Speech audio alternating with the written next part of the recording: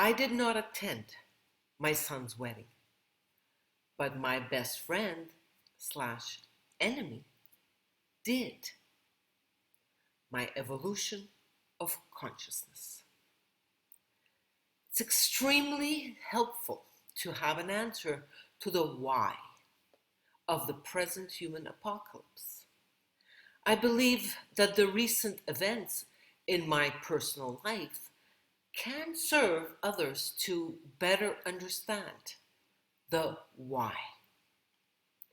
In early September 2022, my son Greg got married to beautiful Stephanie in Ottawa. After looking at some pictures that my sister sent me, I realized that my best friend since the age of 5 was present at the wedding. She was sitting at the table with my closest family members, my sister Malanka, her husband Bill, Malanka's children, Kalina and Zahar, my brother Markian, his wife Guylaine, a 3-time Olympian breaststroke swimmer, their children Eva and Alexia, and finally Krystia and her husband Zenon. Most people feel that I must be very sad and distraught because I could not be at my own son's wedding. Also note that Luba, my older daughter, is not at the wedding. Even more interesting is the fact that Krystia was my best friend from the age of 5 till 15, and then she completely rejected me. I will tell my story because my journey of consciousness started at that moment, when Krystia rejected me and turned all my other friends against me. Many of us today are experiencing rejection of our family members, our friends, community members, and the larger human population in general. My personal life example is a microcosm of what humanity is experiencing. Therefore, my story may serve you in some way along your evolution of consciousness journey. I was born into a very strong Ukrainian family in Montreal, Quebec. My father Bogdan was very active in Plast, Ukrainian Scout organization. The Montreal Plast group bought land in the eastern townships of Montreal for the purpose of camps and gatherings of the Plast community. It is called Baturin. My brother found this video on YouTube of the Plast Jamboree at Baturin in 1967. I took 2 screenshots from this video of my father Bogdan, who had an active role in the organization and execution of the Jamboree. My parents and Krystja's parents each bought a lot at Camp Baturin and built their summer cottages. This is where my friendship with Krystia started. We lived at Baturin during the summer holidays, and during the school year, we saw each other every week in class at Ukrainian Saturday morning school, and then at Plast meetings in the afternoon. Krystia and I were always in friendly competition at Ukrainian school, and I will say that Krystia typically was just a little better than me. Here we are in this picture at age 12. Just as we cross over from Novakia, 7 to 11 age group, to Unikia, 12 to 18 age group.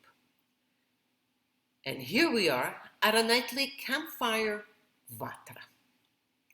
When Krystia and I were 15, we were at the yearly 2-week summer camp at Baturin. That year, my sister Malanka was a counselor, and Marta, who later became Malanka's sister-in-law, was the head counselor. I received an award at the end of that camp for high performance and leadership. That day, I went to the camp community kitchen to drop off some camp equipment and ran into Krystia's mother. Out of nowhere, Krystia's mother attacked me by saying I should be ashamed of myself for accepting this award. She said I only got it because Malanka was a counselor, and during that camp, Malanka also started her relationship with Marta's brother. That is it. My crime was accepting an award. After that, Krystia alienated me from all my other friends in her class group, and as well as the friends in her younger sister's group. For the rest of my Ukrainian Saturday morning education, I was basically alone with no more best friend. At that time, I was completely unconscious of the fact that my soul created this event in order to start my training of individuality outside of the sheepfold. I stood alone, but I continued my active participation as a leader in Plast. In this picture, I now have the green scarf representing the group of the older plastun, 18 to 30 age group. Luba became my best friend. He was 2 years younger than me and his brother Olaf. That is why Luba still has the scarf of the Yunake. Luba became Greg's godfather, but interestingly enough, he was not invited to the wedding. However, my story with Krystia continued. We both married Ukrainian men and moved from Montreal to Ottawa. I moved there because I was posted in Ottawa by the Canadian Armed Forces. I joined the Canadian Army in order to have my dental education paid for by the Army. I then had to serve them for 3 years as a captain dentist. Krystia moved to Ottawa because her husband Zenon was from Ottawa. We were never in touch during all the years from the end of Ukrainian school at the age of 18 till about the age of 35, when we both signed up our children to Ottawa Ukrainian School and Plast. Her son Ostap and my daughter Luba were born in 1992. 2 years later, I brought Greg and she brought Boyan to Ukrainian school and Plast. Our boys ended up in the same Plast group and became best friends. Krystia and I did not interfere in our son's friendship, which interestingly continues to this day. Greg asked Boyan to be his best man, and that is why Krystia and Zenon were invited to Greg's wedding. Greg never told me that he invited Krystia, and therefore I only found out when I saw that picture. Luba did not go to the wedding because she had just returned from Florida and she did not have a seat reserved for her. That is why Luba is also not present at that family table. All of the people present at that wedding were vaccinated. Luba is the only one who was not vaccinated. She arrived at the wedding celebration at about 11 o'clock, and apparently Greg made her leave because the rules of the event venue were that everyone had to be vaccinated. As I examine these events from a distance, it is obvious to me that it was impossible for Luba and I to be at that wedding because of our higher vibrational frequency. The common explanation is that I can't travel from Colombia to Ottawa, and Luba had to quarantine for 2 weeks after arriving into Canada from the United States. The fact is that everything is energetic in nature. Luba and I are excluded from the family because we simply cannot share a common space with unconscious people. Yes. Unfortunately, I am talking about all of my closest family members, including my son Greg. So the question is, how do I feel about that?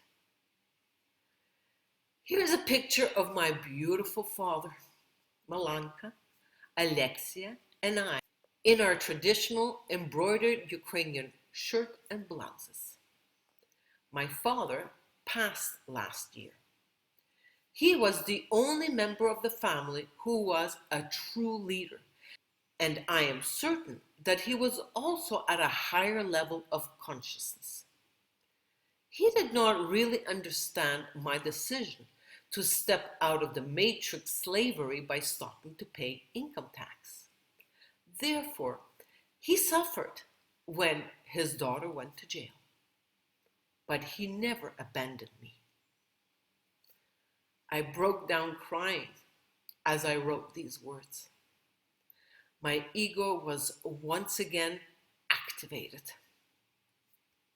My father was 83 when I went to jail, and 86 when I gave him my book, True Freedom is Inside of Me.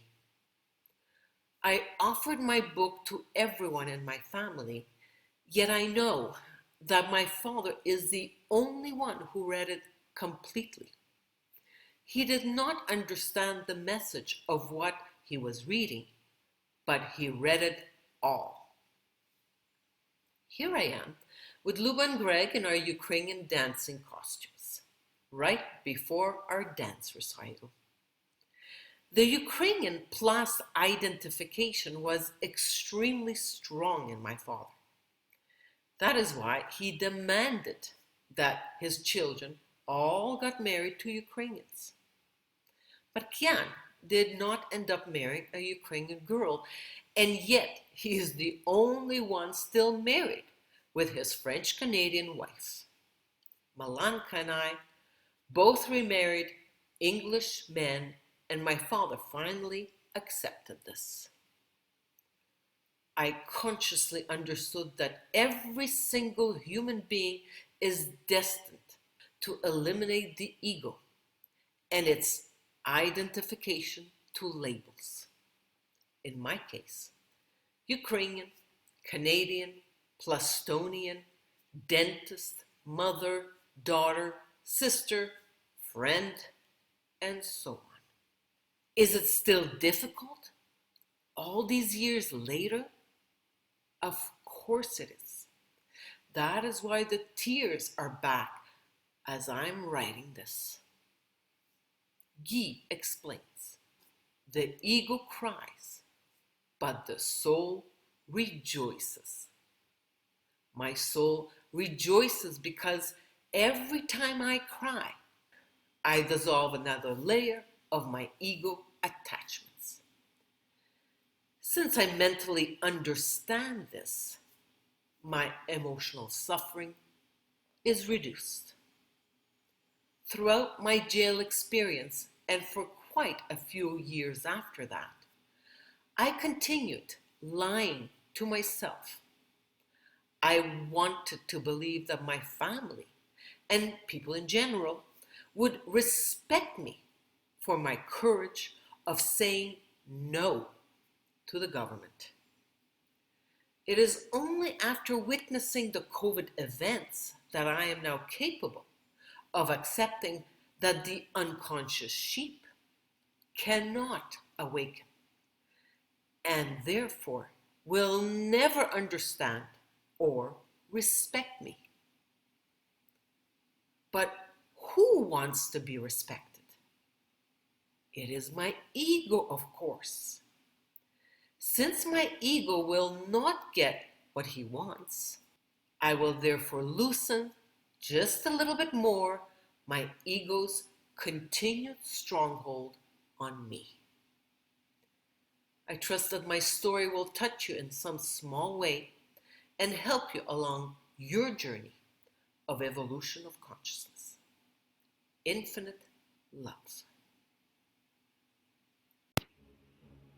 It is up to us not to comply, yet have compassion towards others, no matter where they are at on their evolutionary path of consciousness. Every day, I must reinforce my resolve to move forward on my evolutionary path towards the new species.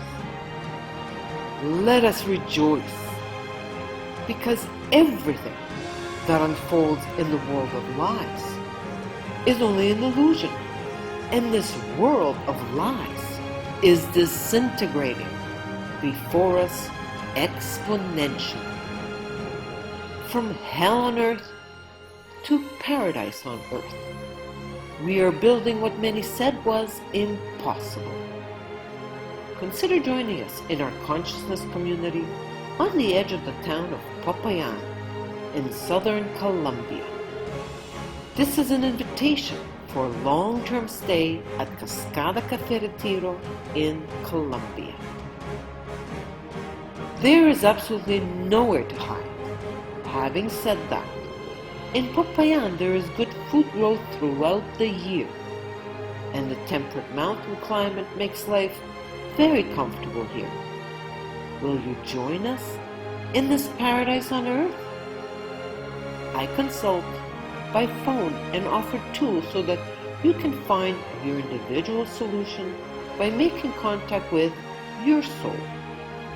Please share my videos so that this information can reach the people who need it. Infinite love.